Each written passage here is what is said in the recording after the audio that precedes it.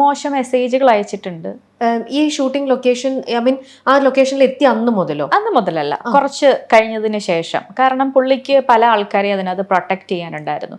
Automatically ഈ പെണ്ണുങ്ങളുടെ ശത്രു പെണ്ണുങ്ങൾ എന്ന് തന്നെ പറയുന്നതാണ് അതിൻ്റെ അകത്ത് ഏറ്റവും വലിയ സത്യം. ചില ആൾക്കാർക്ക് നമ്മളോട് പ്രശ്നം ഉണ്ടാവുമ്പോൾ അത് അവരുടെ ഫേവറേറ്റ് ആൾക്കാരാകുമ്പോൾ ഓട്ടോമാറ്റിക്കലി പല പല പ്രശ്നങ്ങൾ ഉണ്ടാവും. ഒന്ന്, പിന്നെ പല രീതിയിലുള്ളൊരു അപ്രോച്ച് ഉണ്ടായിട്ടുണ്ട്. നമ്മളതിനെ റിജക്റ്റ് ചെയ്യുമ്പോൾ പിന്നത്തെ ഒരു ആറ്റിറ്റ്യൂഡ്, പിന്നെ എന്തിനാണ് നമ്മൾ ഇവരെ മുന്നോട്ട് കൊണ്ടുപോകേണ്ട ആവശ്യം? അതിൻ്റെ ആവശ്യമില്ലല്ലോ. അപ്പൊ പിന്നെ മാനസികമായിട്ട് നമ്മളെ പീഡിപ്പിച്ചുകൊണ്ടിരിക്കുക. പല പല പല അലിഗേഷൻസ്, പല പല കാര്യങ്ങൾ, അനാവശ്യങ്ങൾ പറയുക.